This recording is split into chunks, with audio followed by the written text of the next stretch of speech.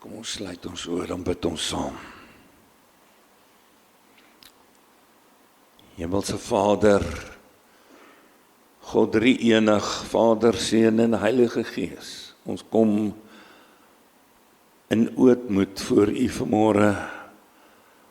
Ons kom in eerbied. Ons kom met bewondering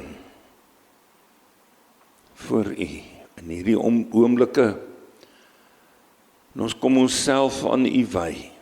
Here, U het 'n nuwe bedeling, 'n nuwe era vir U kinders voorberei. Die einde van die Ou Testament het U beloof. Elia sal kom. In die begin van die Nuwe Testament, Johannes die Doper, wat groter as Elia is, die grootste profeet van alle profete voor Jesus. En toe kom Jesus, ons verlosser, en hy kom leer, hy kom ly, kom sterf, hy staan op uit die dood. Vir 40 dae stap hy saam. Leer hy opnuut weer, wat verduidelik hy wat verstaan het, wat gebeur het, sodat die disippels kan verstaan.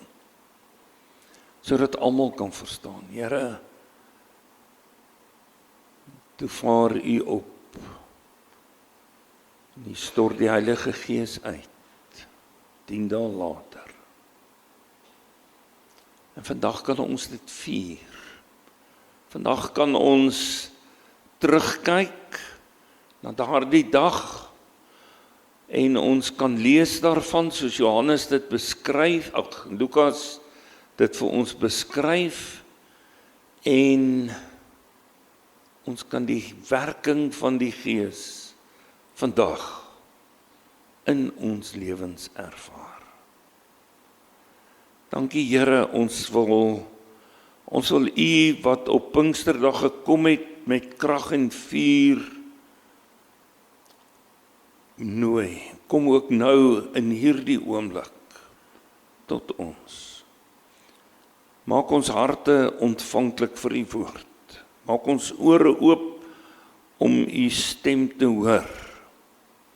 Laat hierdie skrif wat ons lees nie net woorde op papier wees nie, maar vuur in ons binneste. Laat dit nie net 'n storie van lank gelede wees nie, maar 'n lewende getuienis wat ons vandag opnuut weer verander. Ons nooi U, Here. Spreek, Here, deur U woord en deur U Gees. Ons bid dit in die naam van Jesus, ons verlosser. Amen.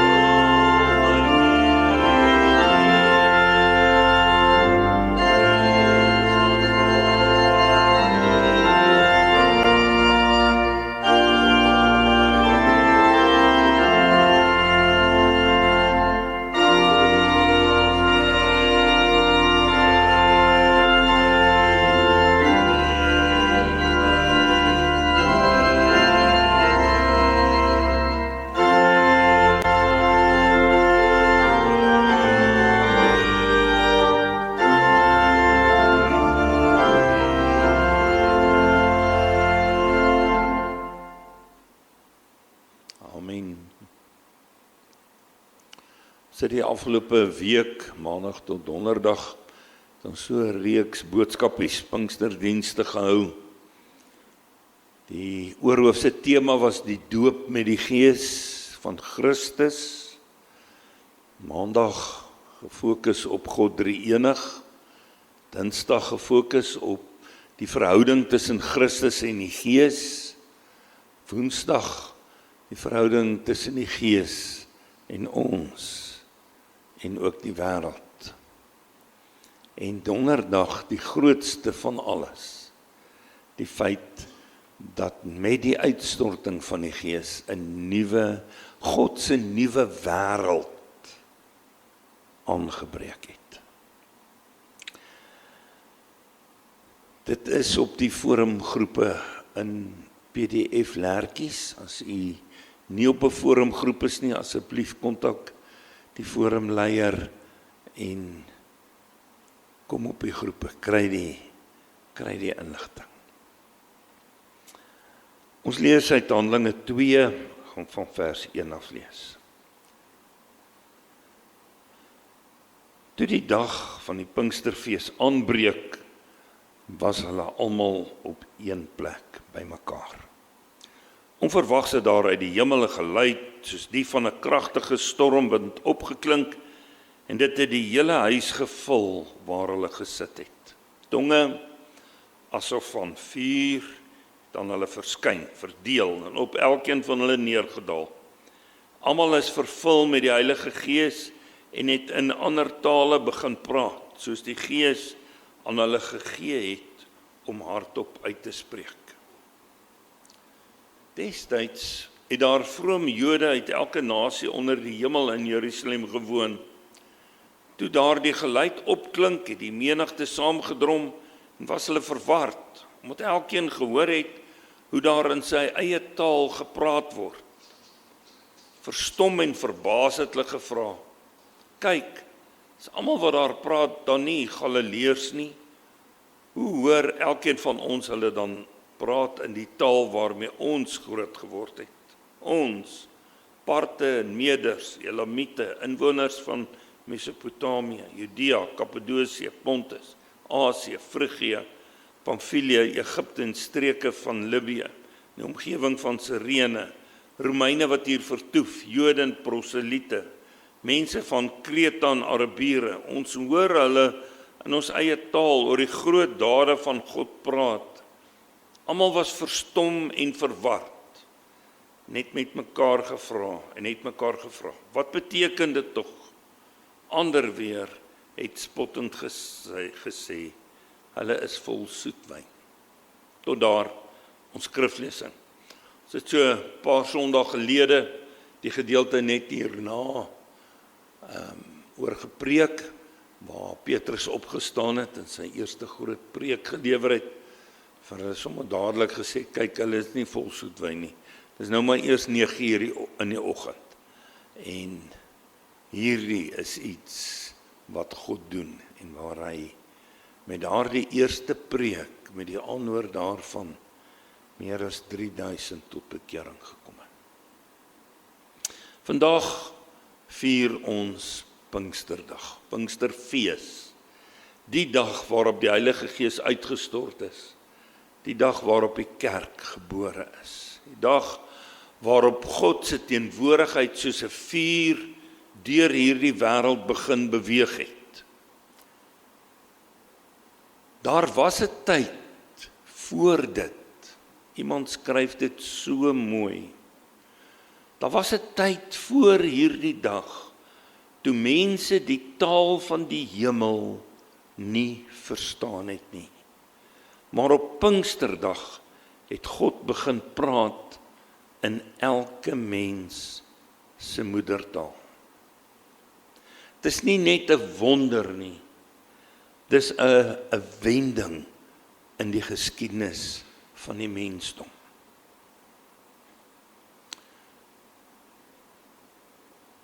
Op daardie dag, en dit is die kern van die boodskap wat ons moet besef. Op daardie dag is die Gees uitgestort op 'n manier, en van daardie dag af werk God op 'n manier in elke gelowige, op 'n nuwe manier. En dit geld vir ons vandag ook. Ons kom net nou terug daarin. Pinkster was 'n Joodse fees. Is die fees van die oestyd, 50 dae na Paasfees. Dit was 'n tyd van dankbaarheid, tyd van herinnering, 50 dae na Paasfees. Hulle het teruggedink aan daardie tyd toe die wet op Sinai aan hulle gegee is. En op hierdie dag kom God en hy skryf sy wet nie weer op kliptafels nie, maar op harte. Mense se harte. Dit gebeur onverwags. Daar's 'n groot klomp mense bymekaar om hierdie fees te vier. En ewe skielik hoor hulle hierdie geluid van 'n geweldige rukwind. Maar daar's geen wind nie. En almal hoor dit. In daardie gebou waar die 12 bymekaar kom, begin daar iets lyk na tonge van vuur wat verdeel en op elkeen van hulle kom. Dat God besluit het om op daardie dag, jy weet, ek is iemand wat hou van ek weet party mense het 'n negatiewe konnotasie in die woord ritueel, maar 'n simboliese handeling. Met ander woorde, dat ons iets doen wat simboliseer, wat iets anders simboliseer. En dit is al wat God gedoen het. Hy daardie dag 'n simboliese ding laat gebeur, sodat almal kan sien, dit is God wat ingryp, en dis hy wat iets doen. Die tonge van vuur is die simbool van God se reinigende en sy opwekkende teenwoordigheid. En almal binne in daardie vertrek word vervul. Nie net Petrus of Johannes nie. Die Heilige Gees kom op elkeen van die 12. Dis net nadat hulle Matthias weer in Judas Iskariot se plek gekies het. So hulle is weer 12. En toe vind hierdie wonderwerk plaas. Die eerste en waarvan ons weet in die skrif, die enigste geleentheid waar kinders van die Here, disippels, in tale begin praat, maar in verstaanbare tale. Dis nie dieselfde as die ander spreekentale nie. Hierdie is 'n verstaanbare taal. En daarom is die mense so verward. Ek bedoel, hierdie mense is ongeskoolde of eenvoudige vissermanne, Galileërs, en hier begin hulle Grieks praat, Romeins, in al die tale, Parteens, Arabies. En so begin die eerste sendingaksie van die kerk.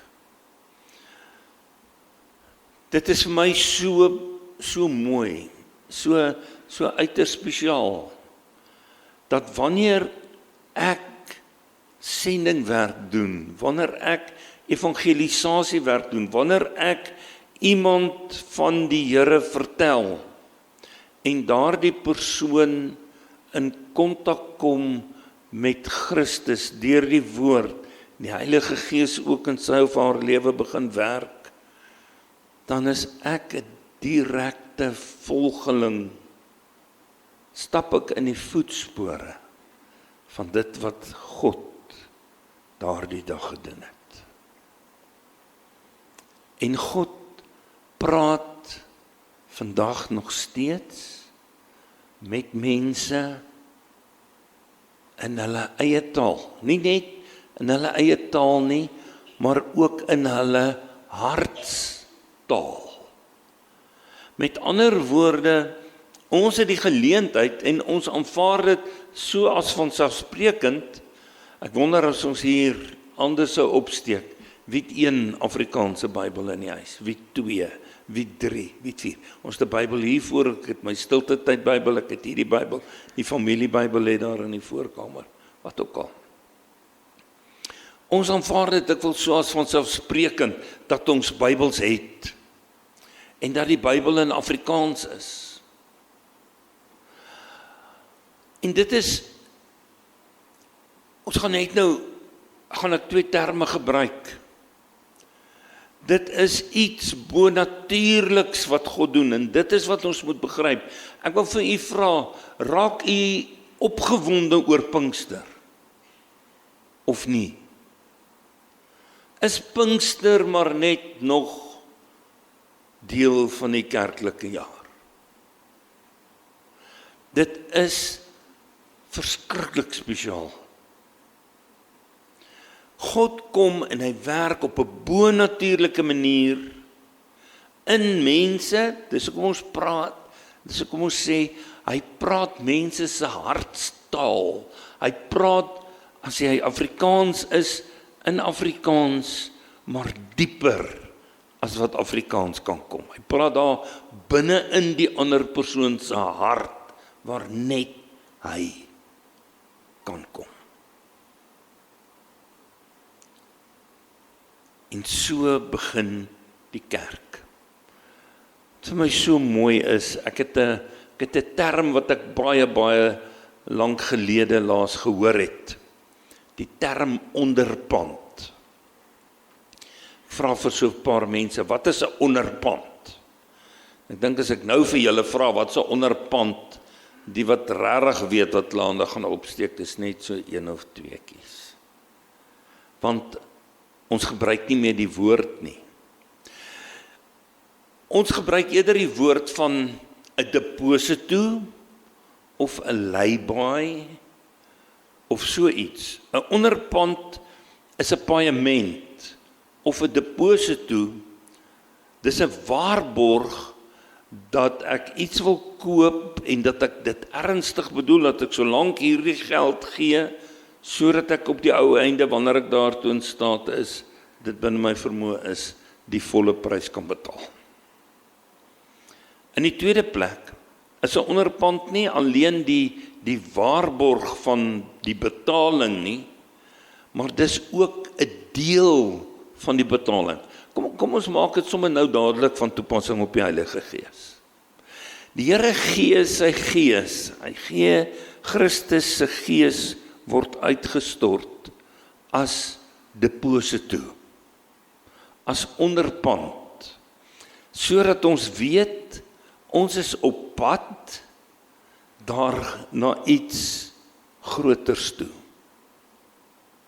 Maar dit wat die God aan ons gee, is deel van die volle som. Daar is so 'n bietjie van 'n nuance verskil.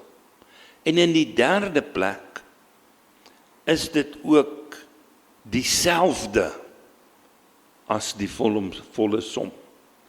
Met ander woorde, as ek iets wil koop ek, en daarmee sê ek, dis die waarborg, ek wil dit koop. In die tweede plek sê ek, maar ek is ernstig, hier is so lank 'n deel, en in die derde plek sê ek gaan jou in kontant betaal, totdat ek die volle prys het. So kom God, en hy stuur die Heilige Gees as onderpand, en as parakleet, as trooster, vir die kerk, in hierdie tyd, die tyd van Jesus, tussen die tyd wat Jesus op aarde mens was, en die wederkoms, gee hy die Gees. Lukas praat ook daarvan, net soos die Hebreërbrief, hy sê hy gee die Gees as 'n teken van die einde, die laaste dag. Romeine 8 vers 23, Paulus praat ook van die skepping wat sug in die swaar kry en die gebrokenheid. En dan kom hy in vers 23 en hy sê, nie net die skepping sug nie, maar ook ons wat die Gees ontvang het as die eerste gawe van God, ons sig ook. Die Jode het in daardie tyd die gebruik gehad om wanneer hulle oes, die eerstelinge van die oes aan die Here te kom wy. Die eerste gedeelte van die oes gaan aan die Here. So kom die Here en hy gee aan ons die Gees as eerste gawe van hom. En nou moet ons onthou, ek wil myself net so bietjie onderbreek. Die kerk doen nie die bemiddeling van die heil nie, skryf iemand. Met ander woorde, dis nie die kerk wat mense in die hemel bring nie. En nou praat ons van, ons kan dink aan die NG Kerk of die AP Kerk, of ek het nou in die week weer iemand gevra vir 'n doopseel van 'n kind, want hulle wil die jong man laat belydenis van geloof aflê, en toe ek vra wat 'n gemeente is dit, toe is dit 'n AP Kerk gemeente. Nou as ons op papier kyk, dan sê ons, die AP Kerk is nie 'n erkende kerk dit is net die 3 susterskerke.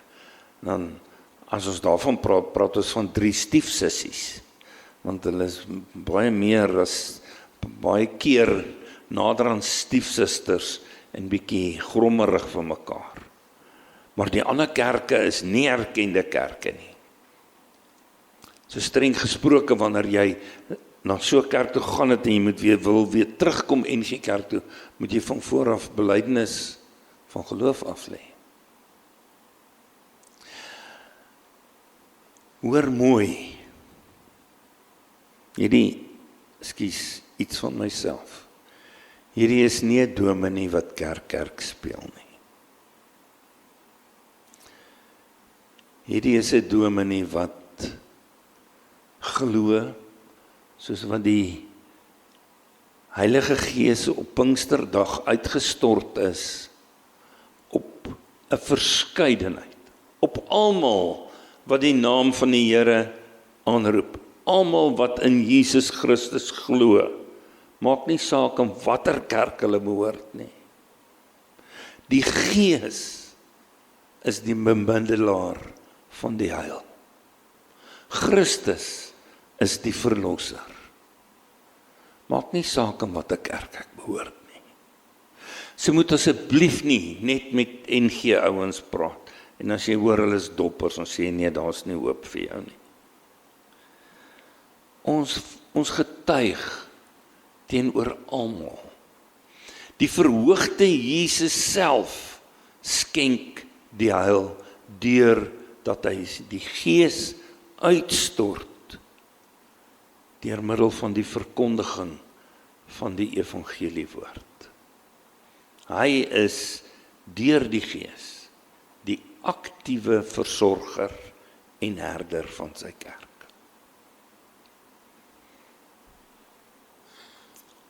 Wat vir my so mooi is in hierdie gedeelte is dat Pinksterdag is nie net 'n herinnering nie. Ons kom sit nie net hier vandag en ons dink terug aan Pinksterdag en daar's net een gedeelte in die Bybel wat dit vir ons mooi breedvoerig beskryf word en dis hier in Handelinge. Dis nie die geval nie. Ons kan Pinkster vandag ook beleef. Met dieselfde intensiteit, miskien anders, miskien 10-1 sonder die tekens van die stormwind en die vuurtonge, maar net so intens, want dis dieselfde Gees wat werk. Ons sien dit gebeur in Handelinge 8, ons sien dit gebeur in Handelinge 10, Handelinge 13, daar's soveel geleenthede daarna, waar mense besig was om die evangelie te verkondig en waar hulle getuies is daarvan, dat die Heilige Gees net so kragtig op hierdie mense gekom het, as wat dit op Pinksterdag in hulle lewens gekom het. Ek wil nou kom by daardie twee terme, en ons is amper klaar. Die bonatuurlike as ingrype van bo, wat alles verander. Ons moet daarmee rekening hou. Dis die bonatuurlike, dis God. Ons swakheid, ons elendigheid verhinder nie die Gees nie. My tekortkominge verhinder nie die Heilige Gees om bruisende nuwe lewe in ander te skep nie. Ek moet net gewillig wees. Ek moet net die woord, die goeie nuus uitdra, getuie wees. Die bonatuurlike kom van God af. Iemand skryf maar die doodnatuurlike. Met ander woorde, die feit dat dit op 'n gewoon menslike manier in ons taal, in 'n verstaanbare taal gebeur, is die ander deel van die wonder. Ek wil vir u 'n sinnetjie lees. Ek moes dit dalk in die begin gelees het, want ons konsentrasie is nou bietjie af. Ek wil 'n sinnetjie lees wat ek van Karl Barth gelees het in my voorbereiding. Karl Barth is 'n baie groot teoloog gewees. Dit gebeur, hierdie bonatuurlike en hierdie doodnatuurlike gebeur, waar 'n mens begryp dat hy net soos hy is, kind van God word. Dat hy opgeneem word in ewige arms, ten spyte van en te midde van sy verganklikheid, sodat hy graf en oordeel nie meer vrees nie, sodat hy te midde van die verwarrende tydsverloop hoop koester. Maar iemand dus, met ander woorde, Jesus verstaan, is dit nie meer sy klein menslike gees wat hom dit laat verstaan nie, maar God se Gees wat dit aan sy gees getuig. Dit is so mooi.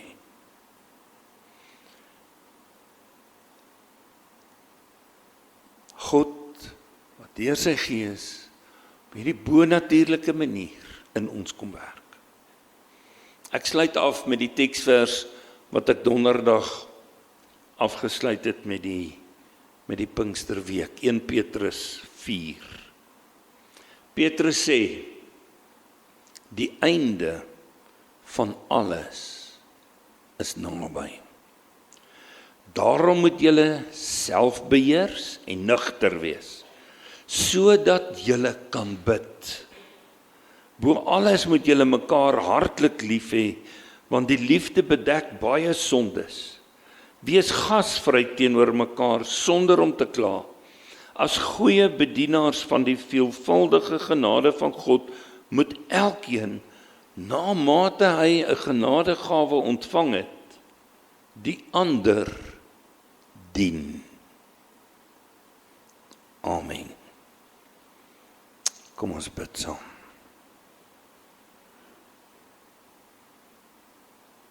Heilige en lewende Here, dankie vir die gawe van u Gees. Dankie dat ons liede kan sing van soos 'n wildsbok wat smag na water. Ons daarna kan uitsien dat die Gees wat lewe bring waar daar dorheid is, wat eenheid bring waar daar verdeeldheid is, wat vuur bring waar daar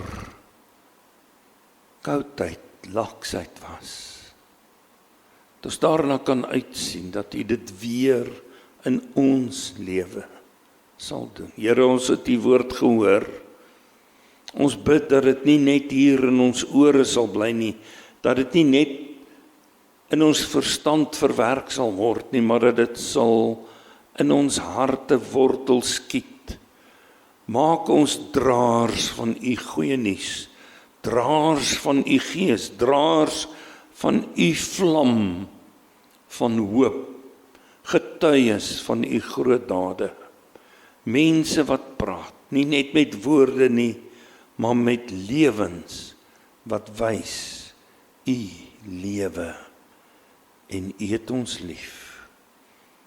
Help ons om nie terug te hou nie, Here, maar met die vrymoedigheid van Pinkster te leef en te getuig in elke taal, elke plek, elke situasie waar ons kom.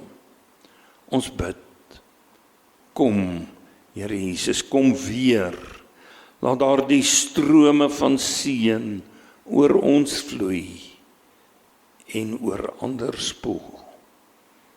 Tot eer van u naam. Ons bid dit in die naam van Jesus, hy deur wie se gees ons leef. Amen.